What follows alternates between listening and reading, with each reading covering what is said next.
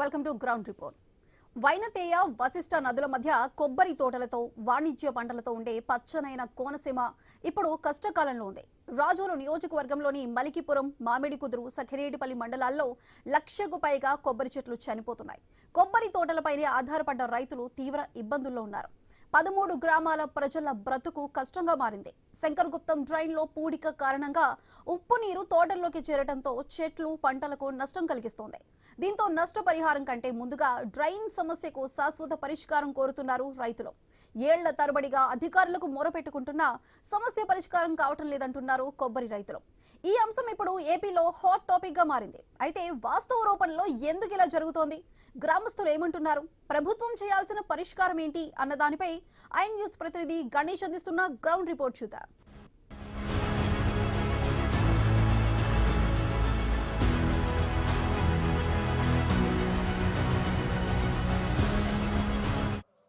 ప్రకృతి రమణీయమైనటువంటి కోనసీమ జిల్లాకు ఊపిరి కొబ్బరే ఈ జిల్లాకు జీవనాడి. కొబ్బరి మీదే ఆధారపడి ఈ జిల్లా ప్రజలు జీవిస్తూ ఉంటారు. అలాంటి కొబ్బరికి ప్రస్తుతం కష్టకాలం వచ్చింది. 1996లో ప్రకృతి విపత్తుతో వచ్చినటువంటి కష్టం ఇప్పుడు మానవ విపత్తుతో రాజోలు నియోజకవర్గంలో 3 మండలాలు ప్రజలు ఎదుర్కొంటున్నారు. అదేంటి, మానవ విపత్తు ఏంటి, ఎందుకు కొబ్బరికి కష్టం వచ్చింది, ఏ సమస్య ఇక్కడ ఉన్నటువంటి కొబ్బరిని వేధిస్తోంది అనేది ఐ న్యూస్ గ్రౌండ్ రిపోర్ట్లో చూద్దాం పదండి.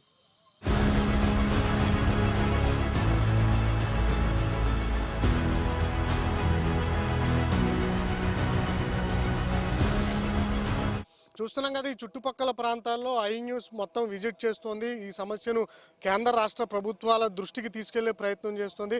ఇదే క్రమంలో మనతో పాటు కోనసీమ బీజేపీ అధ్యక్షులు అడబాల సత్యనారాయణ గారు ఉండడం జరిగింది. గతంలో అయిన సమస్యను కేంద్ర వ్యవసాయ మంత్రి దృష్టికి తీసుకువెళ్లారు, అదేవిధంగా రాష్ట్ర నాయకుల దృష్టికి తీసుకెళ్లారు. రీసెంట్గా ఎమ్మెల్సీ సోము వీర్రాజు గారు ఇక్కడ పర్యటన చేయడం జరిగింది, పరిశీలించడం జరిగింది. అయితే ఈ సమస్యకు పరిష్కారం ఎలా చేస్తే బాగుంటుంది, మరి ఎందుకు ప్రభుత్వాలు పట్టించుకుంటున్నాయో పట్టించుకోవట్లేదని తెలుసుకునేటువంటి ప్రయత్నం చేద్దాం. సార్, మీరు గతంలో కేంద్రం దృష్టికి తీసుకెళ్లారు, రాష్ట్ర ప్రభుత్వానికి అంశం తెలుసు, ఎందుకంటే పవన్ కళ్యాణ్ విజిట్ చేస్తూ ఉంటున్నారు కదా. ఈ సమస్యకు ఎట్లా పులి స్టాప్ పెట్టాలంటారు? ఇది ప్రారంభ దశ ఏంటంటే 2000 సంవత్సరంలో మాకు ఇక్కడ డ్రిడ్జింగ్ జరిగింది. ఆ డ్రిడ్జింగ్ జరిగినప్పుడు అందరం ఆనందపడ్డాం, కాలువ లోతుగా తవ్వుతున్నారు, మనందరికీ బాగుంటుందని. కానీ దురదృష్టం ఏంటంటే అప్పుడు డ్రిడ్జింగ్ చేసినటువంటి అధికారులు ఎవరైతే ఉన్నారో వాళ్ళు ముందు ఇక్కడ ఏటుగట్లు వేయాలి, లేదు ఈ వాటర్ తోటల్లోకి వస్తాయి, కొబ్బరి తోటలు పాడవుతాయి అనేటువంటి చెప్పకుండా మమ్మల్ని మోసం చేసింది ఎవరంటే డ్రిడ్జింగ్ చేసిన వాళ్ళు కాదు. ఎవరైతే డ్రిడ్జింగ్ మన ఈ కెనాల్ మీద ఉన్నటువంటి ఇంజనీర్స్ ఎవరున్నారో వాళ్ళు మోసం చేశారు. ఆ మోసం నేనైతే గమనించి అయిపోయిన తర్వాత వాటర్ తోటలోకి రావడం, చచ్చిపోవడం, ఎవరో కూడా ఒక కొబ్బరికాయ తీసుకుని రూపాయి సంపాదించుకునే పరిస్థితి కానీ ఇల్లు గడవలేని పరిస్థితిలో వచ్చినప్పుడు ఇది ఎక్కడికి వెళ్తే బాగుంటుందండి, మా బీజేపీ నాయకులను పట్టుకుని ఢిల్లీ వెళ్ళి వ్యవసాయ శాఖ మంత్రి గారు రిప్రజెంటేషన్ ఇస్తే ఆయన ఏమన్నారంటే రాష్ట్ర ప్రభుత్వానికి తెలుసా, ఆ సీఎం గారికి దృష్టిలో ఉందా అన్నారు. నిజానికి అప్పుడు మేము తెలియకుండా వెళ్ళిన మంత్రి గారి దగ్గరికి వచ్చిన వెంటనే అప్పుడు జగన్మోహన్ రెడ్డి గారు మంత్రిగా ఉన్నారు, ఇది 2019లో సీఎంగా ఉన్నారు. ఆ సీఎం గారు జగన్మోహన్ రెడ్డి గారికి రిప్రజెంటేషన్ ఇచ్చాం, ఆయన పట్టించుకోవాలా.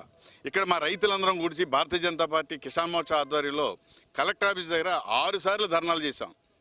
6 సార్లు చేసినప్పుడు కలెక్టర్ గారు లాస్ట్ ఏమన్నారంటే, నేను 7 కోట్ల రూపాయలు ఓఎన్జీసీ అమౌంట్ ఉంది, ఆ 7 కోట్లతోటి నేను ఏటుగొట్లు వేయించి రైతులందరికీ రక్షణ కవచంలో నేను ఉంటాను అని ఆయన మాట ఇవ్వడం జరిగింది. నిజం అనుకుని తర్వాత ఏమైందంటే పొల్యూషన్ కంట్రోల్ బోర్డు వాళ్ళు వచ్చి ఇక్కడ గవర్నమెంట్ నుంచి సెక్రటరీ నుంచి వచ్చి వాళ్ళు పరిశీలించడం, వాళ్ళు ఏమైందంటే ఈ 7 కోట్లు 6 కోట్లు దీనికి సరిపోదు, సుమారు 20 కోట్ల 30 కోట్ల వరకు అవుతుంది, దీనికి రైతులందరినీ కాపాడే పరిస్థితి ఉంది, ఇక్కడ పొల్యూషన్ చాలా ఇబ్బందిగా ఉంది, కనుక అది శాంక్షన్ అవ్వాలంటే కలెక్టర్ గారు మన చేతుల్లో లేని 7 కోట్లు దాడితే మనం ఇవ్వం అని చెప్పేసి గవర్నమెంట్కి ఆయన అప్పీల్ చేశారు. అప్పీల్ చేసినప్పుడు కూడా వాళ్ళు ఎవరో కూడా ఇంకా స్పందన లేదు. ఈ లోపల ప్రభుత్వం మారింది. ఈ 4-5 సంవత్సరాల నుంచి కూడా భారతీయ జనతా పార్టీ నుంచి మాకున్న అప్పుడు భారతీయ జనతా పార్టీ రాష్ట్ర అధ్యక్షులుగా సోము వీర్రాజు గారు ఉన్నప్పుడు వారికి దృష్టిలో పెట్టాం, తర్వాత పురంధేశ్వరి గారికి దృష్టిలో పెట్టాం, అలాగే రాష్ట్ర పార్టీ నాయకులందరూ కూడా ఇక్కడ రావడం పరిశీలించడం కూడా జరిగింది. కానీ ఇక్కడ ఎప్పుడు కూడా అందరం చేస్తామని అంటున్నారు, జరగల. ఈ మధ్య కాలంలో మరలా సోము వీర్రాజు గారు ఎమ్మెల్సీగా ఉండి వారిని రమ్మని అంటే వారు వచ్చి మొన్న పరిశీలించి వెళ్ళారు. డెఫినెట్లీ నేను మా అధికారులు అందరికీ కూడా నేను ఇస్తాను. సీఎం గారికి అప్పటికే ఒక లెటర్ రిప్రజెంటేషన్ సోము వీర్రాజు గారు ఇవ్వడం జరిగింది. దీంతో మనకి ఈ మధ్య అనుకోకుండా నిన్న వచ్చినటువంటి న్యూస్లో పవన్ కళ్యాణ్ డిప్యూటీ సీఎం గారు పవన్ కళ్యాణ్ గారు వచ్చి ఇక్కడ రైతులతో సంభాషణ చేసి ఈ వాతావరణం అంతా కూడా ఆయన పరిశీలించి న్యాయం జరిగే విధంగా ఒక ఆలోచనకు వస్తానని అని అనడం మా అందరికీ శుభదాయకంగా ఉంది. ఇక్కడ ఏం జరిగినా కూడా ఈ కొబ్బరి తోటలో అంతర పంటలు వేసుకోవడానికి లేదు. ఈ వాటర్ ఉందనుకోండి వెనక్కి వెళ్ళిపోయేది. పూర్వం ఏంటంటే ఉప్పు నీరు పూర్వం నుంచి ఉన్న మా చిన్నతనం నుంచి ఉన్న చిన్న డ్రైన్ల నుంచి లోపలికి వచ్చి కాసేపు ఉండేది, ఒక గంట తర్వాత మళ్ళీ బ్యాక్ అయిపోయేది. ఆ విధంగా ఈ తోటలకి ఈ నీరే ఉపయోగపడేది. కానీ ఈవేళ డ్రిడ్జింగ్ చేయడం వల్ల నష్టం చాలా విపరీతంగా వచ్చింది. అప్పుడు ఆ డ్రిడ్జింగ్ వల్ల ఏటుగట్లు లేకపోతే రైతులు నష్టపోతారని అధికారులకు తెలుసు. అక్కడ ఇంజనీర్ కానీ ఈ కానీ డిఈ కానీ ఏఈ కానీ అందరికీ తెలుసు. వాళ్ళందరూ మోసం చేశారు రైతులను అంటాను నేనైతే.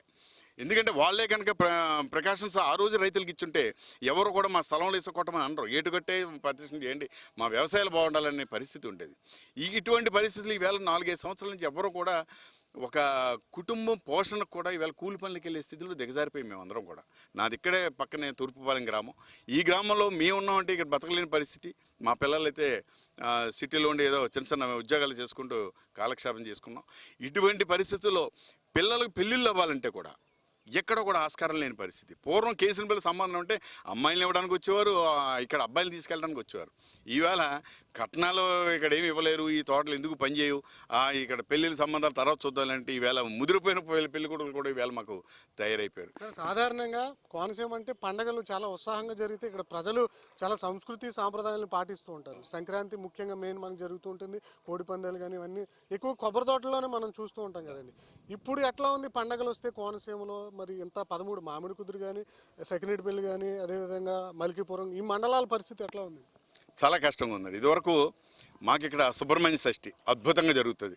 చుట్టాలందరూ కూడా సుబ్రహ్మణ్య షష్ఠికి వస్తారు. సంక్రాంతి విపరీతం. ఎందుకంటే మా బంధువులు పిల్లలు అందరూ కూడా సంక్రాంతికి వచ్చి ఇక్కడ చాలా ఎంజాయ్ చేసుకుంటూ వెళ్ళేవారు. ఎందుకంటే అప్పుడున్నటువంటి పరిస్థితుల్లో వచ్చిన బంధువులకి చాలా ఆప్యాయతగా రకరకాల వంటలు చేసి ఇక్కడ ఉండేటువంటి లొకేషన్ చూపిస్తూ, ఇక్కడ ఉండే కల్చరల్ ప్రోగ్రామ్స్ చూపిస్తూ సంక్రాంతికి ఉండే ఆనందాన్ని అంతా కూడా వాళ్ళు పంచుకుని వెళ్ళేవారు. ఈవేళ ఆ ఆనందం లేదు. ఎవరైనా చుట్టాలు వస్తుంటే భయంగా ఉంటుంది. వస్తే 2 పూటలు ఉంటాడు మరి భోజనం ఎక్కడ పెట్టాలనే పరిస్థితిలో ఈవేళ రైతాంగం ఉంది. ఈవేళ అప్పుడు ఉన్నటువంటి కల్చరల్ ప్రోగ్రామ్స్ రకరకాలుగా ఉండే. దూరపు నుంచేమో నాటకాలు ఆడించేవాళ్ళం, ఇక్కడ పరిషత్తులు పెట్టేవాళ్ళం, ఏకపాత్రమైన పరిషత్తు ఉండేది, నాటికల పోటీలు ఉండేవి. ఇన్ని రకాలుగా కల్చర్ ఉండేది. అంటే డబ్బు అనేటువంటిది ఏ రైతుని ఎవరినంటే కూడా 500 అడిగితే 1000 ఇచ్చేవాడు. ఈవేళ 1000 అడిగితే 100 రూపాయలు కూడా ఇవ్వలేని స్థితి రైతులు ఉన్నాడు. ఈ ఏరియా ఈ యొక్క అందాలను చూడడానికి సినిమాలు, సీరియల్స్ ఇవన్నీ కూడా షూటింగ్స్ ఇక్కడ జరుగుతున్నాయి. చాలా బాగా జరిగి ఈ మధ్యకాలం మళ్ళీ ఆగిపోయారు వాళ్ళందరూ. ఈ ఏరియా అంతా కూడా సముద్రం బాగుంది, ఒకవైపు గోదావరి ఉంది, వెనకాల కెనాల్ ఉంది, మధ్యలో కొబ్బరి తోటలు ఉన్నాయి. ఇక్కడ ఇల్లులు ఏమో పెద్ద పెద్ద పూర్వపడి ఇల్లులు ఉండడం వల్ల ఈ లొకేషన్స్ బాగా నచ్చి అనేకమైన సినిమాలు సీరియల్స్ ఇవన్నీ జరుగుతుండే. కానీ ఈవేళ వాళ్ళందరూ రావడానికి ఇక్కడ ఉన్నటువంటి పరిస్థితులు బాగుండగా వాళ్ళు వస్తే కూడా వాళ్ళకి మనం వాళ్ళు కోఆపరేట్ చేసే పరిస్థితి కూడా మన వాళ్ళ రైతులకి ఎవరికి లేక కొంచెం ఇబ్బంది పడే పరిస్థితి ఉంది. అలాగే ఈవేళ పండగలు అనేటువంటివి కూడా తగ్గిపోయిన వేళ ఇప్పుడు దేవీ నవరాత్రులు ప్రారంభమైన ఈవేళ దేవీ నవరాత్రులు ఎంతో వైభవంగా జరిగాయి. అవి కూడా ముఖ్యసారిగా అమ్మవారికి పూజలు చేయాలనేటువంటి సైలెంట్గా పూజలు చేసి వచ్చేస్తున్నాం తప్ప అద్భుతాలు సరదాగా చేద్దాం ఎక్కువ ఖర్చు పెడదాం అనేటువంటి పరిస్థితి లేని. మా దృష్టికి వచ్చినటువంటి అంశం ఏంటంటే ఒకప్పుడు 10 మందికి ఉపాధి కల్పించినటువంటి రైతులే ఇప్పుడు పనులు చేసుకోవాల్సినటువంటి పరిస్థితి, ఉపాధి పొట్ట చేత పట్టుకుని ఇంకొక ప్రాంతానికి వెళ్ళి పనులు చేసుకోవాల్సినటువంటి పరిస్థితులు వస్తున్నాయి అంటున్నారు. నిజమేనా?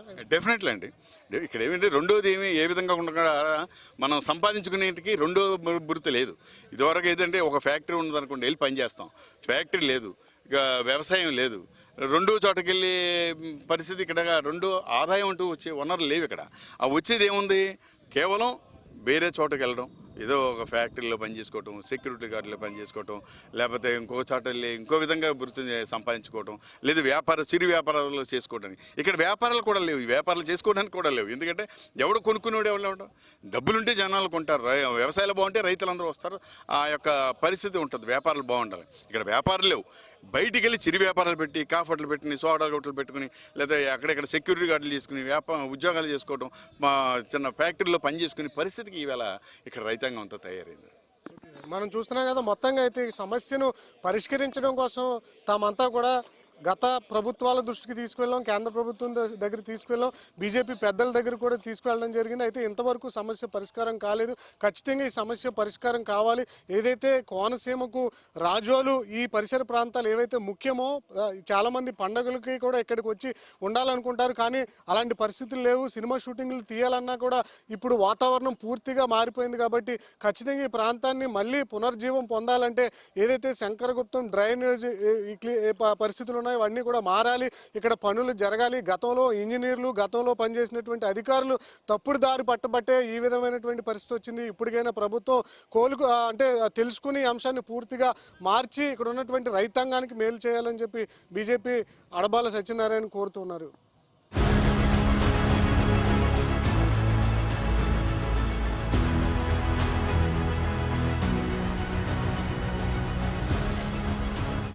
అసలు కొబ్బరి చెట్లన్నీ కూడా చనిపోతున్నటువంటి అంశంపై ఐ న్యూస్ టీం ఈ పరిసరాల్లో ప్రయత్నం చేస్తోంది. అన్ని విషయాలు తెలుసుకుని ప్రభుత్వాన్ని దృష్టికి సమస్యను తీసుకువెళ్లేందుకు. ఇదే క్రమంలో స్థానికంగా ఉన్నటువంటి కొబ్బరి రైతులు ఉన్నారు. మనం చూస్తున్నాం కదా, లక్షల సంఖ్యలో కొబ్బరి చెట్లు చనిపోయినటువంటి సందర్భం కనిపించింది. దీనివల్ల ఈ గ్రామాల్లో ఉపాధి కూడా కోల్పోతున్నారు. అయితే ఈ సమస్య ఎక్కడి నుంచి ఉత్పన్నమవుతుంది, ఈ సమస్యకు పరిష్కారం ఏంటనేది స్థానిక కొబ్బరి రైతు ఉన్నారు, దొరబాబు, ఆయన అడిగి తెలుసుకునేటువంటి ప్రయత్నం చేద్దాం. అండ్ మీరు చూస్తున్నారు కదా, మీరు రైతు, మీకు నష్టం ఎలా వస్తుంది, అసలు ఎందుకు ఈ విధంగా కొబ్బరి చెట్లు చనిపోతున్నాయి? సార్, ఇది గత 5 సంవత్సరాల నుంచి ఈ విపక్తి అనేది స్టార్ట్ అయింది సార్. ఎందుచేతనగా ఇంత ముందు వరకు ఎప్పుడు కూడా ఈ ఉప్పుటేరు పైకి ఎక్కడం అనేది జరగలేదండి. దీనికి మొదటి కారణం మా పెద్దలైన విధి విధానాలు ఇవన్నీ చెప్పడానికి గల కారణం ఏంటంటే 2001లో ఈ డ్రిడ్జింగ్ వ్యవస్థ జరిగిందండి. మొత్తం 16 కిలోమీటర్లు ఉంటే 8 కిలోమీటర్లు డ్రిడ్జింగ్ వ్యవస్థ జరిగింది. అది జరిగిన 1 ఇయర్కి నుంచి ఈ నీరు గొట్టు మీద ఎక్కేయటం మొదలుపెట్టి మొత్తం చెట్లని ఒకటి ఎకరానికి మనం ఇంచుమించు 90 చెట్ల వరకు వేస్తామండి.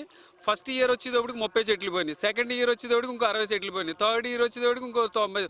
మొత్తం ఓవరాల్గా ఈ 5 సంవత్సరాల్లో సర్వనాశనం అయిపోయింది. ఈ సర్వనాశనం అయిపోవడానికి కారణం దీనికి అనుబంధ సంస్థలు ఎన్ని ఉన్నాయనేది మా గ్రామంలో ఒక కొబ్బరికాయ ఎక్స్పోర్ట్ అండి. మా ఈ 9 గ్రామాల్లో కొబ్బరికాయ ఎక్స్పోర్ట్ 10 టైర్ బళ్ళు అంటామండి. 10 టైర్ బళ్ళు వచ్చి మ్యాక్సిమం 20 నుంచి 30 బళ్ళు ఈ 9 గ్రామాల నుంచి ఇతర రాష్ట్రాలకి ఎక్స్పోర్ట్ అవుతూనే ఉంటాయి. అలా దాన్ని ఆధారపడిన ఒలిపి కార్మికుడు, దాన్ని ఆధారపడిన పీస్ ఫ్యాక్టరీ విషయానికి వస్తే మీకు విషయం చెప్తున్నాను సార్. 2 కోయర్ ఫ్యాక్టరీలు, 4 రోప్ యూనిట్లు ఉన్నాయి సార్. ఈరోజు అన్నీ కూడా మూసుకుచ్చి ఆ సామాన్లు అమ్ముకుంటే డబ్బులు వస్తాయి, జీవనోపాధి గడుపుదాం అన్న పరిస్థితికి వచ్చానండి. కారణం ఏంటంటే ఒక పీస్ ఫ్యాక్టరీలో నేను 25 నుంచి 30 మందిని ఎంప్లాయ్మెంట్గా చేసుకునండి. అలాగే థర్డ్ యూనిట్లు ఉన్నాయండి. థర్డ్ యూనిట్లో మ్యాక్సిమం నేను ఒక లేడీస్కి ఉపాధి కలుగుతుంది అన్నమాట అండి. ఆ లేడీస్ని ఇంచుమించు 15 మందిని ఆ థర్డ్ ఫ్యాక్టరీలో మనం ఉపాధి కలిగిస్తూ ఉంటామండి. రమారమి నేను నెలకు వచ్చేటప్పటికి 70-80 మందిని ఎంప్లాయ్మెంట్, అంటే ఒక రైతే ఒక 70-80 మందికి ఎంప్లాయ్మెంట్ ఇచ్చి రైతు ఈరోజు కుదేలైపోయాడు. కారణం ఏంటి? ఆ కొబ్బరికాయలు తీసి ఆ కొబ్బరికాయలు ఓ పక్కనేమో ఎక్స్పోర్ట్ చేసేవాళ్ళు, ఓ పక్కనేమో కాయర్ ఫ్యాక్టరీలు తిప్పేవాళ్ళు, ఓ పక్కనేమో రోప్ ఫ్యాక్టరీలు తిప్పేవాళ్ళు. ఇవన్నీ కూడా సర్వనాశనం అయిపోయినాయి. కారణం ఏంటంటే ఈ ఉప్పుటేరు పైకి ఎక్కడం. ఈ ఉప్పుటేరు పైకి ఎక్కడం గల కారణం ఏంటంటే డ్రిడ్జింగ్ జరిగింది. డ్రిడ్జింగ్ వల్ల ఈ వ్యవస్థ అంతా ఇలా వచ్చిందని మా పెద్దలు అయితే మేము కూడా ఈ మధ్యకాలంలో అధికారులు కూడా అడగడం జరగడం వల్ల కూడా ఏమంటున్నారంటే ఆ డ్రిడ్జింగ్ వల్ల జరిగిందేమోనండి. కనవ 8 కిలోమీటర్లు డ్రిడ్జింగ్ జరగడం వల్ల జరిగిపోతే ఇది మొత్తం క్లియర్ అవుతుందనే ఉద్దేశంతో చాలామంది చెప్తున్నారండి. 8 కిలోమీటర్ల డ్రిడ్జింగ్ జరిగినా, 16 కిలోమీటర్ల డ్రిడ్జింగ్ జరిగినా దీనికి శాశ్వత పరిష్కారం ఏంటంటే అండి, ఏటు కొట్టేయాలి. ఏటు కొట్టేస్తేనే దీనికి శాశ్వతమైన పరిష్కారం. సరే, ఇప్పుడు మనం చూస్తున్నాం కదా, ఇప్పుడు ఆ కొబ్బరి చెట్టు ఎట్లా ఉందంటే చెట్టు నిలబడింది, లేదు. అసలు ఎందుకు జరుగుతుంది అలా? ఈ ఉప్పుటేరు పైకి ఎక్కడం వల్ల అండి ఆ ఏరిని ఆటోమేటిక్గా తినేసేటప్పటికి ఏమవుతుందంటే రోజు రోజుకి కుసించిపోయి ఫస్ట్ ఏమవుతుందంటే పైన ఉన్న తల మెయిన్ మండులో ఉన్న మొవ్వాకు అనేది మనకు తెలియకుండా ఫస్ట్ కూడా ఇరిగిపోద్ది. అక్కడ నుంచి ఏమవుతుందంటే ఒక ఆకు మెల్ట్ అయ్యి అది చెట్టు చనిపోయిందని తెలియటానికి మనకు సంవత్సరం పడుతుంది సార్. అప్పటి వరకు మనం మేలుకోలేదు. ఈ విపత్తును కూడా మేము ఎలా మేలుకోలేదంటే గతంలో కూడా నీళ్లు వచ్చిపోయి ఎలాగ 1 డే 2 డేస్ వచ్చి నీళ్లు స్టాక్ అయ్యి మళ్ళీ వెంటనే వెళ్ళిపోయి అలా జరిగిందేమని మనం అనుకున్నాం. వచ్చి ఒకేసారి 2001లో ఒకేసారి స్టాక్ 3 నెలలు ఉండిపోతే అప్పుడు ఈ కొబ్బరి చెట్లు ఆ వేరు ఉప్పుటేరు తినేయడం వల్ల చెట్లు మెల్లిమెల్లిగా అంతరించిపోవడం జరిగిందండి. ఇప్పుడు ఈ చనిపోయిన చెట్టు బతికే అవకాశం ఉందంటారా? లేదు సార్, ఎందుకంటే చనిపోయిన చెట్టు బతికించడానికి ఇదేమి అంటుకడితే వచ్చి చెట్లు ఏమీ కాదండి. కొబ్బరి చెట్టు అనేది మనం మొక్క తయారు చేయటానికి 1.5 year పడుతుందండి. దాన్ని డెవలప్ చేసి మనం దాన్ని వేరేగా తీసుకొచ్చి వేరే దుక్కుని పాతితే అది మన కాపుకి రావాలంటే మనం ఇంక్లూడింగ్ అన్ని పోషకాలు కరెక్ట్గా ఇస్తే 7 సంవత్సరాలకు మనకు అందుబాటులోకి వచ్చి మనం క్రాప్ని డెవలప్ చేసుకుంటామండి. అప్పటి వరకు మనం అది ఆ చెట్టుని అలా చూస్తూ ఎంత ఉండదు. ఉంటుందండి అసలు కొబ్బరి చెట్టు లైఫ్ స్పాన్ ఎంత ఉంటుంది? మా పెద్దలు పూర్వీకులు చెప్పిందంటే గత కొబ్బరి చెట్లు అయితే 80 నుంచి 90 సంవత్సరాలు ఉంటుందిరా అని చెప్పేవారండి. మేము కూడా మా పెద్దలు మా వంశపారంపర్యంగా ఇచ్చిన తోటలు ఆ తాతయ్య గారు ఇచ్చాడు, ముత్తాతయ్య గారు ఇచ్చాడు, మా నాన్నగారు ఇచ్చారు, మాకు ఇచ్చారు. ఆ తోటలు ఇప్పటికీ నడుస్తున్నాయండి. మేము వచ్చాక మేము వేసిన చెట్లు అవుతాయండి. నాకు తెలిసిండి దాని స్పాన్ ఇంచుమించు 40 నుంచి 50 సంవత్సరాలకి. ఎందువల్ల అంటే అండి సాయిల్స్ కూడా పాడైపోయినాయి కాబట్టి 50 సంవత్సరాల మించి అది ఉండకపోవచ్చండి నా ఉద్దేశం ప్రకారం. చుట్టుపక్కల కొబ్బరి తోటలైనా మిగతా పంటల మీద కూడా ఎఫెక్ట్ ఉందండి? మిగతా పంటలండి ఎలా అంటే మా ఊర్లో చిన్న విషయం చెప్తున్నాను మీకు. అంటే ఇది కేసినపల్లిలో ఎక్కువగా మామిడి తోటలు ఎక్కువండి. పచ్చి జీడి గింజలు. దానికి కూడా ఒక చిన్న ఎగ్జాంపుల్ చెప్తాను. కేసినపల్లిలో ఒక రామాలయం సెంటర్లో అమలాపురం తర్వాత కేసినపల్లిలోనే పెద్ద పెద్ద సాంఘిక నాటకాలు మేము బాలనాగమ్మైన చింతామణి నాటకాలు ఆడించేవాళ్ళం అండి. వాళ్ళ కేసినపల్లి ఎందుకు ఎక్కువగా వచ్చేవారంటే పచ్చి జీడిపప్పుని చికెన్ వేసి వండి పెడితే మీ ఊరు వస్తామా అని అప్పుడు టేక్ పటేల్ గారని శ్రీ ఆంజనేయులు గారని ఇలా పెద్ద పెద్ద అమలాపురం స్టేజీల మీద ఆడిన యాక్టర్స్ కూడా ఈ 10-15 గ్రామాల్లో కేసినపల్లిలో ఆడించేవాళ్ళు.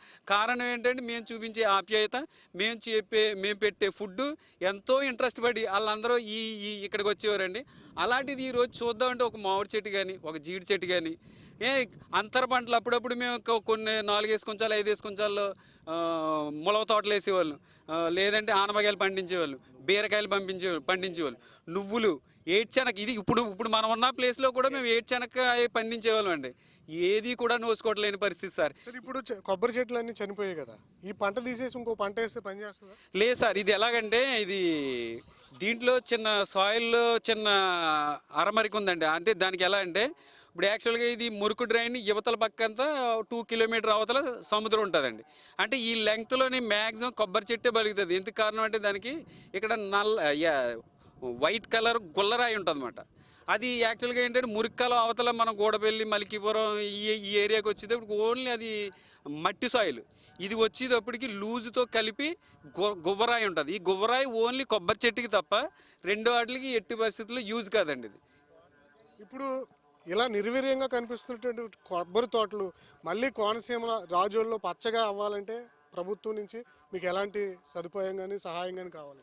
సార్, ప్రభుత్వం నుంచి మేము మొదటి నుంచి కోరుకునేది ఏంటంటే ప్రభుత్వాన్ని ఏదో మనం ఇలా జరిగిపోయింది కదా డబ్బులు ఇచ్చేయండి మాకు ఇచ్చేయండి అని ఇప్పుడు ఈ 4-5 సంవత్సరాల నుంచి మా పెద్దలు కానీ మేము కానీ ఎవరో కూడా అడగట్లేదు సార్. ముందు ఏటు కొట్టేసి మా భూమిని బలపెట్టండి, మేము మా డబ్బులతో మా శ్రమతో మేము కొబ్బరి మొక్క పోషించుకుంటాం అని మేము ఎన్నోసార్లు ఎమ్మెల్యేలను అడిగామండి, ఎంపీలను అడిగాం, అధికారులను అడిగాం, అందరినీ అదే మాట అడుగుతున్నాం. ఇప్పటికీ అదే మాట అడుగుతున్నాం. కారణం ఏంటంటే అండి మేము కొబ్బరి మొక్క అనేది ఇంటికి పెద్ద కొడుకని మా పెద్దలందరూ చెప్తున్నారండి. మేము దేవుడిలా పూజిస్తామండి. కారణం ఏంటంటే ఆ కొబ్బరి చెట్ల మీదే కదా సార్ మేము ఏదైనా పెళ్ళిళ్ళు చేసుకున్నా, పిల్లల్ని చదివించుకున్నా, మరేదైనా ఎవరికైనా ఆర్థికంగా దెబ్బతిన్నాడనుకో హెల్త్ పరంగా దాంట్లో మాకున్న దాంట్లో వాళ్ళకి సహాయం చేసిన ఇవన్నీ కూడా ఆ కొబ్బరి చెట్టు అనేది మాకు సాక్షాత్తు దేవుడితో సమానం సార్. అది చూస్తున్నాం కదా, మొత్తానికి ఇక్కడ ఉన్నటువంటి కొబ్బరి పంట అనేది ప్రధాన పంటగా కనిపిస్తుంది. కొబ్బరి చెట్టు మీదే వాళ్ళ జీవితాలు ఆధారపడి పనిచేస్తున్నాయి. ఎందుకంటే ఒక్కరి కాదు, ఇక్కడ ఒక రైతే కాదు, రైతు మీద ఆధారపడి దాదాపు కొబ్బరికాయ దింపడం కానీ వలవడం కానీ ఇక్కడ ఉన్నటువంటి అంటే ఎగుమతులు కానీ ఇలా దాదాపు 10 రకాల పనులు అనేవి ఆధారపడి ఉన్నాయి. కార్మికులంతా కూడా పొట్టగడవనేటువంటి పరిస్థితికి వెళ్ళిపోతున్నారు. కాబట్టి ప్రభుత్వం ఈ సమస్యకు పరిష్కారం చూపించాలి. ముఖ్యంగా ఎక్కడైతే ఈ సాల్ట్ వాటర్ వస్తుందో దాన్ని కట్టడి చేస్తే ఈ పంటలు అనేవి అందుబాటులో ఉంటాయి, ఇలా చనిపోకుండా అనేది స్థానిక రైతులు కోరుతున్నారు. వీళ్ళ ఆర్థిక నష్టపరిహారాన్ని అడగట్లేదు, ఇక్కడ ఉన్నటువంటి సమస్యకు పరిష్కారం చూపండి అని మాత్రమే కోరుతున్నారు. కాబట్టి ప్రభుత్వం ఈ సమస్యను ప్రతిష్టాత్మకంగా తీసుకుని ఈ కొబ్బరి పంటలు మిగిలినటువంటి మామిడి, అదేవిధంగా జీడి మామిడి, సపోటా, ఉద్యానవన పంటలు పూర్తిగా నష్టపోకుండా భవిష్యత్తులో కూడా ఇక్కడ పంటలు పండే విధంగా చర్యలు తీసుకోవాలని స్థానిక రైతులు కోరుతూ ఉన్నారు.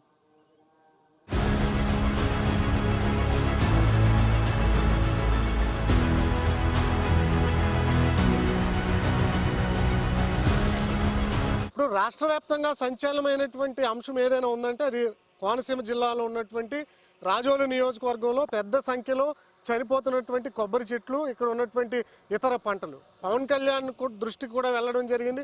ఆయన త్వరలో కూడా పర్యటించబోతున్నారు. అయితే ఇప్పటి వరకు మనం ఐ న్యూస్ కొన్ని అంశాల మీద పరిశీలన చేస్తున్నటువంటి క్రమంలో ప్రధానమైనటువంటి సమస్య శంకరగుప్తం డ్రైన్. ఇక్కడ ఉన్నటువంటి డ్రైన్ నుంచే ఈ చుట్టుపక్కల 13 గ్రామాల్లో ఉన్నటువంటి పంటలకు నీరు అందుతుంది. ఆ నీరు పొలాల్లోకి వెళ్ళి పూర్తిగా ఉప్పు నీరు కాస్త గ్రౌండ్ లెవెల్లోకి వెళ్ళి ఇక్కడ ఉన్నటువంటి చెట్లన్నీ కూడా చనిపోతున్నటువంటి సందర్భం కనిపిస్తుంది కదా. మనం తెలుసుకునేటువంటి మిగతా అంశాలు తెలుసుకునేటువంటి ప్రయత్నం కూడా చేద్దాం. ప్రస్తుతం మనతో పాటు స్థానికంగా ఉన్నటువంటి రైతు రాంబాబు గారు ఉన్నారు. ఆయన అడిగి మరిన్ని విషయాలు తెలుసుకునేటువంటి ప్రయత్నం చేద్దాం. సార్, మనం చూస్తున్నాం కదా, చాలా పెద్ద మొత్తంలో చెట్లు చనిపోతున్నాయి. అన్నిటికీ ఇదే ప్రధాన కారణం అంటారు ఈ డ్రైన్? ఇదే కారణం అండి. ఇది 2017లో డ్రిడ్జింగ్ చేయడం జరిగింది. ఇటు కర్వాకు నుంచి ఇక్కడ వరకు, ఇక్కడ నుంచి అవతల డ్రిడ్జింగ్ చేయలేదు.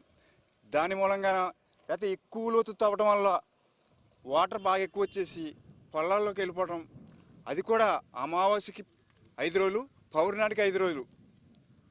మన వరద వచ్చినప్పుడు ఎలా ఉంటుందో నెలక 10 రోజులు ముంపులో గురవుతుంది తోట. దానివల్ల ఉప్పు నీరే కాదు, సప్ప నీరు కూడా చనిపోవడం జరుగుతుంది. కేవలం ఉప్పు నీరు ఇప్పుడు పోస్టులో అయితే కేవలం కత్తిరి నెలలోనే మాత్రం వచ్చింది. ఇప్పుడు నెలకి 10 రోజులు ముంపుకు గురవుతుంది.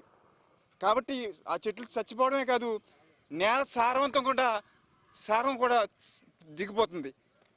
దీనివల్ల పర్యావరణం పాడైపోతుంది. ఇలాగా చాలా రైతులు అప్పులు కట్టలేని స్థితిలో ఉన్నారు. వీటి మీద సొసైటీలో కొన్ని లక్షలు, ఒక రైతు వచ్చి 3 లక్షల నుంచి 5 లక్షల వరకు 10 లక్షల వరకు తీసుకున్న రైతులు కూడా ఉన్నారు. ఆ లోన్లన్నీ కట్టలేని పరిస్థితిలో ఉన్నారు. ఈనాడు ఆత్మహత్యలు చేసుకునే పరిస్థితికి వచ్చింది కేశనపల్లి గ్రామం కానీ ఈ పరిసరాల గ్రామాలకు కానీ. కాబట్టి ప్రభుత్వం వారు వెంటనే స్పందించి దీనికి తగిన పరిష్కారం, ఆ పరిష్కారం ఏదన్నది వారికే సైంటిఫిక్గా తెలుస్తుంది, ఆ పరిష్కారం తీసుకోవాలని కోరుకుంటున్నాం. సార్, ఇప్పుడు ఈ కాలువ ఎక్కడి నుంచి ఈ ప్రారంభమవుతుంది? ఇప్పుడు 13 గ్రామాలు అంటున్నారు కదా, 13 గ్రామాల్లో కూడా ఇదే కాలువ పంటలుగా అందుతుంది. ఇది 13 గ్రామాలకే కాదండి, ఇది నియోజకవర్గానికి మెయిన్ డ్రైన్. దీనికి సబ్ డ్రైన్లు కలిసి ఉంటాయి. అంటే పంట వాటర్ నుంచి వచ్చేది మురుగు కాలువలకు వచ్చి ఆ సబ్ డ్రైన్ నుంచి ఇందులోకి దిగుతుంది. ఇది ఈ కొబ్బరి తోటలకే కాదు, నియోజకవర్గంలో ఉన్న సగ్నేటిపల్లిలో ఉన్న పంటశీలకి కానీ ఇలాగ ఇక్కడ ఉన్న పంటశీలకి కానీ సార్వా పంట ఊడ్చుకోవడానికి లేకుండా జరుగుతుంది.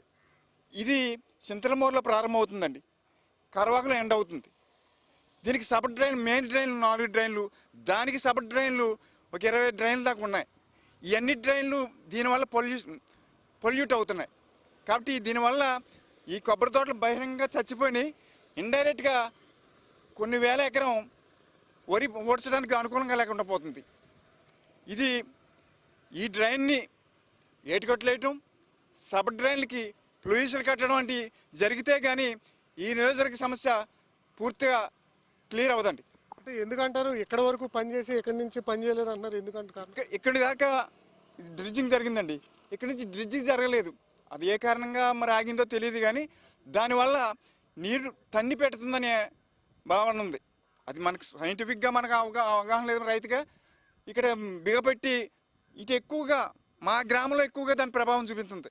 ఇప్పుడు ఈ కాలువ ప్రవహిస్తున్నటువంటి ప్రాంతాల్లోనే చెట్లు చనిపోతున్నాయి, మిగిలినటువంటి ప్రాంతాలు ఈ కాలువ ప్రవహిస్తున్న ప్రాంతాల్లోనే ఈ చెట్లు జరిగిపోతున్నాయి. ఈ కాలువ ఎక్కడైతే ఎక్కువగా ప్రవహిస్తుందో అక్కడ చచ్చిపోవడం జరుగుతుందండి. అంటే నెలకి 10 రోజులు నీటి ముంపుకు గురవుతున్నాయి. అందుకే ఏరియా వ్యవస్థ పూర్తిగా క్షీణించిపోయి చెట్లు చనిపోవడం జరుగుతుంది. ఈ 13 గ్రామాల మీద ఎఫెక్ట్ ఉంటుంది, మిగిలిన ఏమైనా గ్రామాలు ఉన్నాయండి? అంటే ఈ 13 గ్రామాలు ప్రత్యేకంగా ఉందండి. కనవా గ్రామాలన్నీ పరోక్షంగా నష్టానికి గురవుతున్నాయి. దీనికి పూర్తి పరిష్కారం ఏం చేయాలంటారు? ఈ పూర్తి పరిష్కారం ఏటికట్టేయటం, సబ్ కాలువలకి ఫ్లూయిస్లు కట్టడం. అంటే ఓన్లీ నీరు మాత్రమే దిగాలి, ఆ కాలువ నుంచి నీరు ఎక్కకూడదండి. ఈ పోటు అనేది ఎక్కకూడదు. అప్పుడు నియోజకవర్గం అంతా సస్యశ్యామలం అవుతుంది.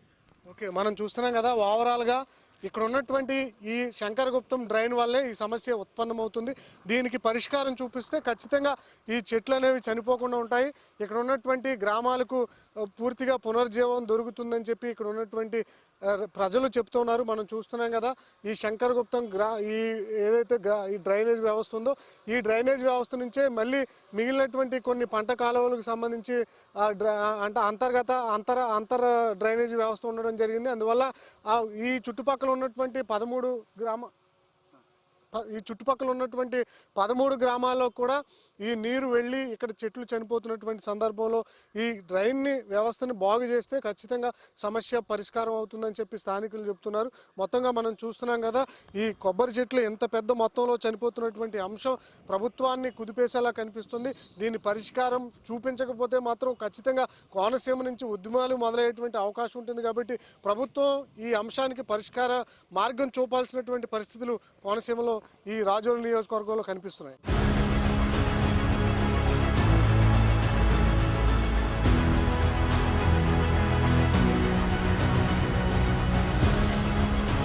ఏ ప్రభుత్వం అధికారంలోకి వచ్చినా మాది రైతు ప్రభుత్వం అంటారు. కానీ కోనసీమలో వచ్చినటువంటి సమస్యకు పరిష్కారం చూపించట్లేదు ఏ ప్రభుత్వం కూడా. మనం ఐ న్యూస్ గ్రౌండ్ రిపోర్ట్లో ఇక్కడ ఉన్నటువంటి వాస్తవ పరిస్థితులు తెలిపేటువంటి ప్రయత్నం ప్రభుత్వానికి చేస్తున్నాం. ఇప్పటి వరకు మీరు ఇక్కడ ఉన్నటువంటి సమస్యను విన్నారు. ఎందుకంటే ఈ భూమిలో ఉప్పు నీరు ఎక్కువైపోతుంది. సముద్రపు పోర్టు నుంచి శంకరగుప్తం డ్రైన్లో నుంచి ఇక్కడ ఉన్నటువంటి 13 గ్రామాలకు కూడా ఈ కొబ్బరి తోటల్లోకి ఇక్కడ ఉన్నటువంటి మామిడి, అదేవిధంగా జీడి మామిడి, సపోటా ఈ పంటలన్నింటిలో కూడా ఈ ఉప్పు నీరు చేరడంతో పూర్తిగా చనిపోతున్నటువంటి సమస్య కనిపిస్తుంది. ఈ సమస్యకు మొదట్లోనే చెక్ పెట్టుంటే ఎంతవరకు వచ్చేది కాదు.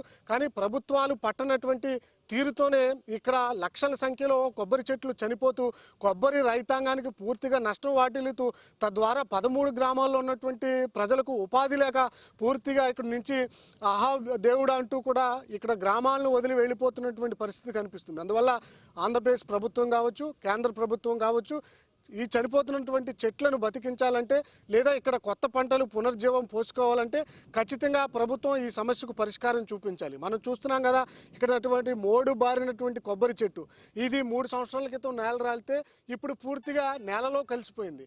ఇలా మిగిలినటువంటి చెట్లు కూడా కలిసిపోకుండా రైతుకు మేలు చేయాలంటే మాది రైతు ప్రభుత్వాన్ని నిరూపించుకోవాలంటే ఖచ్చితంగా శంకరగుప్తం డ్రైన్కి సమస్య పరిష్కారానికి చూపించాలి.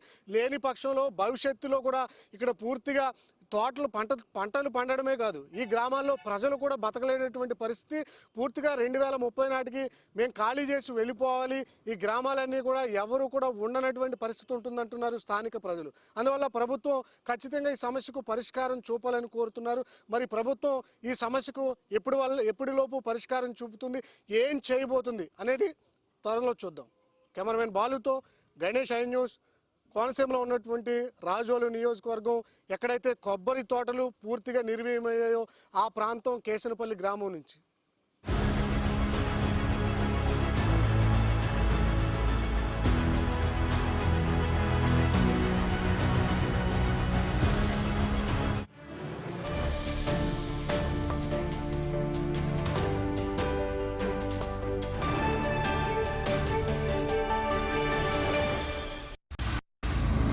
H1B